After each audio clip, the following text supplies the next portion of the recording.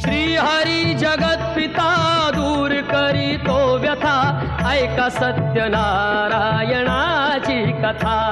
ही ऐका सत्यनारायणाची कथा, ही ऐका सत्यनारायणाची कथा। उल्कामुख राजा होता महाथोर, तयाची पत्नी होती सुंदर।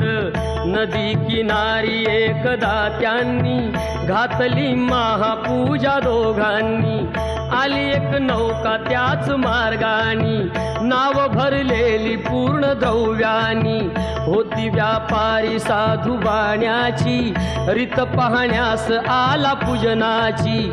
उल्कामुख त्यास बोले ऐकावे, व्रत नारायणाचे आचरावे।